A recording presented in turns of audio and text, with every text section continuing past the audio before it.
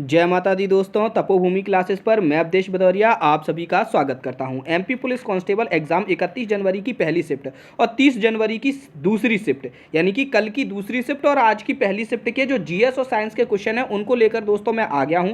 आज की पहली शिफ्ट के जीएस और साइंस के क्वेश्चन हमको मिले हैं 29 और कल की शिफ्ट के जीएस के क्वेश्चन हमको मिल गए हैं 18। ठीक है, तो इतने हमारे प्रश्न हमको हो गए हैं, लगभग 47 प्रश्न हमारे दोनों शिफ्टों के हो गए हैं। तो शुरुआत करने के पहले मैं धन्यवाद देना चाहता हूं उन सभी लोगों का जिन्होंने ये प्रश्न हमको भेजे हैं। सबसे पहले हम अनिल सर जो कि मुरैना से हमारे साथी शिक्षकगण हैं, इनके स्टूडेंट गोलूपाल जी का पेपर था, उन्होंने हमें प्रश्न भेजे। उदय भान जी जो कि सबलगढ़ से हैं, रजत वर्मा जी गुना से, कमल सिंह जी मंदसौर से, वैभव गुप्ता जी शहडोल से, नीतीश शर्मा जी भोपाल से, समीर जी नरसिंहगढ़ से, अजय जी गुना से, भारती ठाकुर जी दमोह से, जॉनवर जी मुरैना से, पूजा पाटीदार जी और सचिन जी इंदौर से जी का हम विशेष तौर पर धन्यवाद देना चाहते हैं। तो शुरू करते हैं पहले प्रश्न से। पहला प्रश्न है आपका, मध्य प्रदेश का 52वां जिला कौन सा है? तो यह आपका निवाड़ी है। और दूसरा प्रश्न था, मध्य प्रदेश उच्च न्यायालय में खंडपीठ बनाने का सुझाव किस न्यायाधीश ने दिया था? यानी कि ये जो ग्वालियर और इंदौर की खंडपीठ बनाई गई है, इसका सुझाव किस न्यायाधीश ने दिया था? तो ये मुझे गूगल करने पर नहीं मिल पाया, तो गूगल लाइक ये प्रश्न था नहीं। अगला प्रश्न है आपका, पाई कहाँ का नृत्य है? पाई नहीं, पाई का आया था। पाई का नृत्य कहाँ का है? तो एमपी, यूपी, उड़ीसा या झारखंड? तो ये झारखंड का नृत्य है। इसमें पुरुष जो है सैनिक वेशभूषा धारण करते हैं। दोस्तों मैंने आपको बताया था कि आपके पाठशाला अकेडमी के सर जितने भी महत्वपूर्ण टॉपिक हैं उन सभी को कवर करना है, और कल उन्होंने 7 से 8 टॉपिक आपके कवर कर दिए थे। जितने भी टॉपिक उनने कवर किए, उनसे जो भी प्रश्न आपके पेपर में आए हैं उनके कंटेंट से कुछ भी बाहर नहीं गया है। तो आप लोगों से मेरी दरख्वास्त है कि उनका जरूर देख लीजिए, नीचे प्लेलिस्ट की लिंक दी है, वहां से आप देख लीजिएगा। ठीक है, ये पाई का भी कल उन्होंने पढ़ाया था। अगला है, निम्न में से कौन सा जिला महाराष्ट्र की सीमा को साझा करता है? तो ये बैतूल हो जाएगा। अब ये एक टॉपिक और बढ़ गया है कि जो आपका पूरा मध्य प्रदेश का मैप देखिए कौन किससे कहां सटा हुआ है, ये सारी चीजें देखिए क्योंकि इनसे प्रश्न आ रहे हैं। अगला प्रश्न था, श्वसन किस प्रकार का परिवर्तन है? और ये 4 ऑप्शन से, रासायनिक, शारीरिक, ऊष्माशोषी, ऊष्माक्षेपी। तो ये तो आपकी श्वसन प्रक्रिया है। श्वसन प्रक्रिया में क्या है, ऑक्सीजन जो है ना वो आपकी यहाँ से क्रिया करके CO2 बनाती है और साथ ही साथ ऊर्जा को छोड़ती है। तो ये ऊष्माक्षेपी अभिक्रिया हो गई। लेकिन ये एक रासायनिक अभिक्रिया भी है क्योंकि ऑक्सीजन CO2 में चेंज हो रही है। तो ये दोनों ही हो गए यहाँ पे। तो पता नहीं किस तरीके के ऑप्शन थे, लेकिन बच्चे ने यही 4 ऑप्शन भेजे, तो यहाँ पर ए और डी दोनों ही आंसर आपके हो जाएंगे। ADBI की स्थापना कब हुई थी? ADBI के बारे में दोस्तों मैं पहले भी बता चुका हूँ आपको, कि शायद मैं इसकी स्थापनाएं भी आपको बता चुका हूँ कि ADBI जो है हमारा, ये किस तरीके का होता है, industrial development bank of India है। ये 1 जुलाई 1964 को इसकी स्थापना हुई थी। पुष्प के बाहर पत्ती जैसी संरचना जो होती है उसको क्या कहते हैं? दलपुंज वगैरह, इस तरीके का कुछ प्रश्न था। पेंच राष्ट्रीय उद्यान को इंदिरा प्रियदर्शनी और पेंच अभ्यारण्य को मोगली लैंड कब नाम रखा गया? तो 2002 की बात है। एक्चुअली ये मोगली लैंड क्यों रखा गया, ये भी एक महत्वपूर्ण बात है।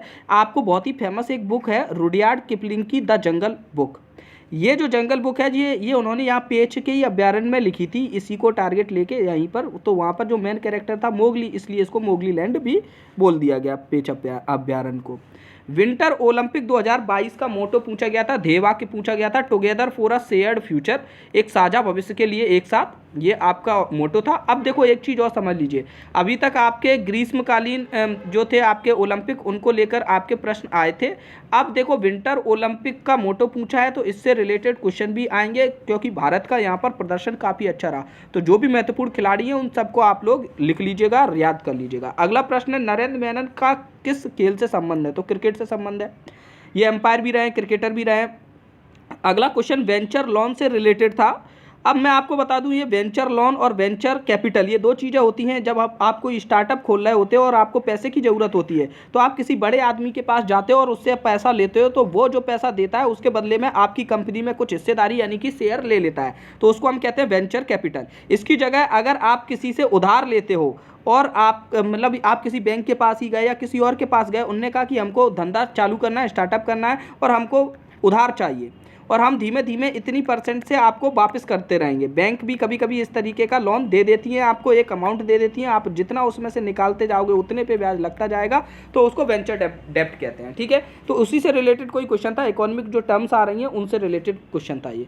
अगला प्रश्न, गांधी जी ने कांग्रेस के किस अधिवेशन की अध्यक्षता की? तो बेलगाम कर्नाटक 1924 में अध्यक्षता की थी। सर ने जो पढ़ाया है आपको गांधी जी के बारे में भी एक लेक्चर डाल चुके हैं, उनमें ये सारी चीज़ें थी। अगला प्रश्न, 2018 फीफा वर्ल्ड कप किसने जीता? तो ये फ्रांस ने जीता। अगला प्रश्न, मध्य प्रदेश में अनुसूचित जाति की कितनी लोकसभा सीटें हैं या विधानसभा सीटें, कुछ एक पूछा गया था। तो विधानसभा पूछते तो 35 थी, लोकसभा पूछते तो 10 थी। अब मैं अनुसूचित जनजाति का भी बता दूं कि अनुसूचित जनजाति की आपकी विधानसभा सीटें जो हैं वो आपकी 47 है, और लोकसभा सीटें कितनी है ये आपको कमेंट में बताना है। इसलिए मैं बोल रहा हूँ ताकि आप लोग अपने नोट्स तैयार करें, ये कम से कम छोटे छोटे टॉपिक तो आपके कभी भी गलत ना हो। अगला प्रश्न है 15वां प्रश्न, संविधान सभा की मांग सर्वप्रथम किसने की। एक्चुअली में संविधान सभा का मतलब है कि संविधान के निर्माण की बात, क्योंकि संविधान का निर्माण करना है उसके लिए संविधान सभा बनानी पड़ेगी। तो उसकी मांग सर्वप्रथम आपके 1895 में बाल गंगाधर तिलक ने की। ये एक स्वराज विधेयक लेके आए थे, और स्वराज विधेयक में इन्होंने यही कहा था कि हम अपना संविधान खुद बनाएंगे 1895 में। उसके बाद फिर होम रूल आंदोलन चालू हुआ, होम रूल की हमारा खुद का रूल होना चाहिए, खुद का शासन होना चाहिए। तो उस समय अलग अलग नेताओं ने भी इसकी वकालत की। मोतीलाल नेहरू भी इसमें काफ़ी प्रमुख रहे, आगे रहे, जवाहरलाल नेहरू भी काफ़ी आगे रहे। ठीक है, तो ये प्रश्न है हमारा। कल वैसे भी एक बाल गंगाधर तिलक को लेकर पिछली शिफ्ट में एक क्वेश्चन आया, और मैंने आपको बताया था कोई भी प्रश्न कभी अकेला नहीं होता, कोई भी एक प्रश्न बनाया जाता है तो उसके साथ 5-6 प्रश्न बनाए जाते हैं, तो आप उसको थोड़ा डिटेल में पढ़ लीजिए करें। कैप्टन रूप सिंह, अब आप रूप सिंह जी से ही देख सकते हैं, रूप सिंह जी पे कम से कम 7 से 8 प्रश्न आ चुके हैं। कैप्टन रूप सिंह के नाम पर किस देश में या शहर में सड़क बनाई गई है, तो ये म्यूनिख में बनाई गई है, जर्मनी में। ठीक है, अगला प्रश्न, 64 योगिनी एवं अन्य मंदिर किस जिले में हैं। अब यहाँ पर देखिए 4 ऑप्शन थे। एक तो 64 योगिनी मंदिर आ चुका है, कौन सा वाला, मुरैना वाला, जिसकी संरचना के आधार पर ही आपका जो वो बना है हमारा संसद भवन बना था। ठीक है, अब ये 64 योगिनी और कुछ मंदिर और लिखे थे, अब वो मंदिर ध्यान नहीं है। मेरे हिसाब से इसका आंसर जबलपुर हो सकता है, क्योंकि जबलपुर में भेड़ाघाट में गया हूँ घूमने, तो वहाँ मैंने देखा है कि 64 योगिनी के मंदिर के लिए भी रास्ता है वहीं से। ठीक है, लेकिन मैंने यहाँ पर गूगल पर सर्च भी नहीं किया, मैंने सोचा आप लोग देख लीजिएगा। ठीक है, द्वितीय विश्व युद्ध से संबंधित एक प्रश्न आया, और द्वितीय विश्व युद्ध से संबंधित कल जो प्रश्न आया, फिर आज जो प्रश्न आया, जितने भी प्रश्न आए बच्चे बता रहे थे कि सर के नोट से हमको पूरे कवर हो गए थे। ठीक है, चलिए 19वां है, फॉलिक एसिड किस विटामिन का नाम है, तो विटामिन B9 का नाम होता है फॉलिक एसिड। फलियों से दानों को अलग करने की प्रक्रिया क्या कहलाती है, तो ये थ्रेसिंग कहलाती है, थ्रेसिंग से ही तो हम अलग करते हैं। अगला प्रश्न, एक मूर्ति का बारंबार दिखना प्रकाश का कौन सा प्रभाव है। ये एक्चुअली मुझे सही नहीं लग रहा है क्वेश्चन कि क्या है आखिरकार। अगर विवर्तन की बात की जाए तो विवर्तन की वजह से हमको चीज़ें दिखाई देती हैं, मतलब एक समान अपवर्तन परावर्तन नहीं होता, और अपवर्तन की वजह से हमको कोई भी चीज़ ऊपर दिख रही है या कुछ। पूर्णांतरिक परावर्तन की वजह से आभासी चीज़ें दिखने लगती हैं। ठीक है, परावर्तन की वजह से आपको एक बार दिखाई देगा, अगर 2 दर्पण लगा दोगे तो फिर एक के बाद एक के बाद एक के बाद एक के बाद, तो यहाँ पर बहुत सारी वो बन सकती हैं परावर्तन में। ठीक है, लेकिन अब ये पता नहीं कैसा प्रश्न था। एक ब्रायोफाइटा से रिलेटेड क्वेश्चन था। एक प्रश्न था, सत्यदेव दुबे का संबंध किस क्षेत्र से है, तो सत्यदेव दुबे जो है वो रंगकर्मी है, फिल्मकार हैं, पटकथा लेखक हैं, बड़े। ठीक है, इनका जन्म छत्तीसगढ़ में हुआ, मध्य प्रदेश में भी रहे, इसलिए ये पूछ लिए गए। विक्रम संवत कब से शुरू हुआ, तो 57 ईसा पूर्व से शुरू हुआ। इसके पहले आपने देखा होगा कि एक प्रश्न पूछा गया था कि 327 ईसा पूर्व में किसका शासनकाल था। ठीक है, तो उसी क्रम में ये पूछ लिया गया होगा। पाइया गोई पर्व, ऐसा कोई पर्व पूछा गया था। केंचुए से संबंधित एक प्रश्न था। एक प्रश्न यह था कि जल का pH 7 होता है तब इसकी प्रकृति कैसी होगी। एक्चुअली में जिनका भी pH 7 से कम होता है उनकी प्रकृति अम्लीय होती है, और जिनका pH 7 से ऊपर होता है उनकी प्रकृति क्षारीय होती है, और जिनका 7 होता है उनकी प्रकृति उदासीन होती है, तो इसकी उदासीन होगी। बैरोमीटर के पाठ्यांक से रिलेटेड कोई एक प्रश्न आया था, और एक आया था कि मानव रक्त का pH जो है वो 7.4 होता है, इसलिए इसकी प्रकृति क्षारीय होती है। ये भी एक प्रश्न था। अब हम आगे बढ़ते हैं 30 जनवरी के सेकंड शिफ्ट के प्रश्नों को लेकर। अब दोस्तों मैं आपको बता दूं कि कल 30 जनवरी की पहली शिफ्ट का एक प्रश्न था आपका पुरंदर की संधि को लेकर, कि पुरंदर की संधि कब हुई थी। तो उसमें मैंने आपको बताया था 1665 में हुई थी आपकी, और किस किस के बीच में, जय सिंह के बीच में और शिवाजी के बीच में। ठीक है, तो काफ़ी लोगों को कन्फ्यूजन हो रहा था। एक्चुअली में अगर आप गूगल सर्च करोगे तो आपको पता चलेगा कि 1665 में भी एक पुरंदर की संधि हुई थी जो मुगल और मराठा शक्तियों के बीच में हुई थी। उसके बाद 1776 में भी एक पुरंदर की संधि हुई है। ऐसा होता ही है, जैसे एक ही जगह बहुत सारे युद्ध भी होते हैं, प्रथम युद्ध, द्वितीय युद्ध, ऐसे ही एक ही जगह बहुत सारी संधियाँ भी होती हैं, युद्ध हुए फिर संधि हुई, तो ऐसा हो जाता है। और मैं कोई GS का टीचर तो हूँ नहीं, मैं हर प्रश्न आपका गूगल पर सर्च करके ही आपको बताता हूँ। ठीक है, मैथ का टीचर हूँ, मैथ पढ़ाता हूँ। ठीक है, लेकिन फिर भी मैं यही सावधानी बरत के रखता हूँ कि कुछ भी गलत ना हो पाए। ठीक है, तो वहाँ पर दोनों ही जगह की संधि हुई हैं। 30 जनवरी की सेकंड शिफ्ट के जितने भी प्रश्न हैं यहाँ पर मैंने लिख लिए हैं, 18 प्रश्न हैं, लेकिन इनके उत्तर मैंने नहीं ढूंढ पाए क्योंकि उनमें फिर समय लगता। ये उत्तर आप लोगों के हवाले हैं। ठीक है, पहला प्रश्न था 1948 से 1956 तक मध्य भारत की राजधानी क्या थी? ग्वालियर थी। इसका उत्तर इसलिए लिख दिया क्योंकि सर ने जो लेक्चर लिया था 1957 से पहले तक की विधानसभा ऐसा करके, उसमें इसका था उत्तर। ठीक है, आत्मनिर्भर भारत में मध्य प्रदेश का स्थान कौन सा है? पश्चिम भारत के किस नृत्य में अग्नि का प्रयोग किया जाता है? सर ने अभी नृत्य भी पढ़ाए थे, फिर आप लोगों ने बोला कि नृत्यों की विशेषता पढ़ा दीजिए क्योंकि विशेषता से प्रश्न आ रहे हैं, तो उन्होंने विशेषता के भी 2 लेक्चर डाल दिए हैं। अगला प्रश्न, शिवेंद्रजीत सिंह, ये हमारे मध्य प्रदेश के हॉकी के खिलाड़ी हैं, इनको पंजाब वॉरियर ने कितने रुपए में खरीदा? सारे ऑप्शन डॉलर में दे रखे थे। मध्य प्रदेश की विद्युत खपत या विद्युत उत्पादन क्षमता पूछी गई थी। मध्य प्रदेश के उस जिले का नाम जो महाराष्ट्र व छत्तीसगढ़ दोनों को छूता है, इन चारों में से कोई एक प्रश्न था। ठीक है, अगला था मध्य प्रदेश का स्थापना वर्ष 1956 होता है।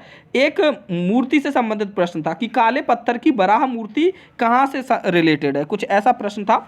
मौसम संबंधी सारी घटनाएं किस परत में होती हैं? क्षोभ मंडल में, समताप मंडल में? ये प्रश्न। ग्लोबल वार्मिंग के लिए कौन जिम्मेदार नहीं है? कल हमने देखा था ग्लोबल वार्मिंग से रिलेटेड जो आपकी गैसेस थी उनकी परिभाषा टाइप से पूछ ली गई थी, और आज ग्लोबल वार्मिंग के लिए कौन सी गैस जिम्मेदार नहीं है, ऐसा प्रश्न पूछ लिया। लीग ऑफ नेशन से संबंधित तथ्य भी पूछे गए। लीग ऑफ नेशन आपको पता है ये विश्व युद्ध से रिलेटेड थे। ठीक है, ये भी आपको सर के लेक्चर में मिल जाएंगे। मध्य प्रदेश की राज्यसभा राज्य भाषा कौन सी है? मध्य प्रदेश महिला एवं बाल विकास मंत्रालय ने नारियों के आत्मविश्वास बढ़ाने के लिए कौन सा अभियान चलाया?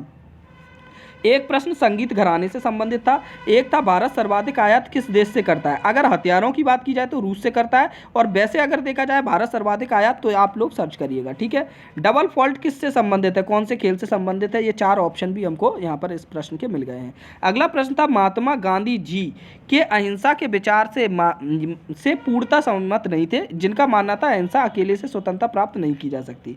मतलब कोई ऐसे महापुरुष थे जिनको ये लगता था कि महात्मा गांधी जी के अहिंसा के विचार से वो पूरी तरीके से सहमत नहीं थे।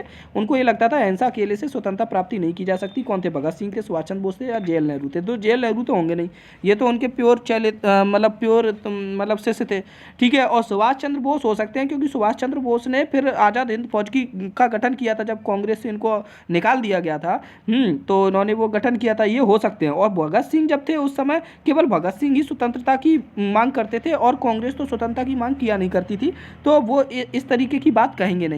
ठीक है, क्योंकि जब स्वतंत्रता की बात ही नहीं है तो अहिंसा से स्वतंत्रता प्राप्त करने की बात कहाँ पे आ गई, है ना। तो अगला प्रश्न 18वां, दक्षिणी हिंद महासागर में कौन से देश में निगरानी हेतु ड्रोन लगाए गए हैं? कौन से देश ने निगरानी के लिए ड्रोन लगाए? अब यहाँ पे देखो चाइना एक तो लगाता है, चाइना है नहीं तो भारत है। भारत ने एक भारत नाम का ड्रोन बनाया है जो कि दक्षिण हिंद महासागर में निगरानी करता है। तो ये कुछ प्रश्न थे। इन सभी प्रश्नों की अगर आपको PDF चाहिए तो आप टेलीग्राम पर जाइएगा और @तपोभूमि TAPOBHOOMI @तपोभूमि सर्च करिएगा, वहाँ पर आपको इसकी PDF मिल जाएंगी। साथ ही साथ जो GS के महत्वपूर्ण टॉपिक हैं उनको लेकर जो पाठशाला अकेडमी के सर आपके जो वीडियो बना रहे हैं उनकी लिंक और उनकी PDF भी आपको वहीं पर मिल जाएगी। रात को डेली मैं 10 बजे आता हूँ, लाइव आता हूँ, और लाइव में आपके जितने भी पहली और दूसरी शिफ्ट के मैथ और रीजनिंग के सवाल होते हैं उन सभी को मैं हल कराता हूँ। तो ये लाइव क्लास का भी आप लोग ध्यान रखिएगा। मिलते हैं लाइव क्लास में। धन्यवाद। जय माता दी।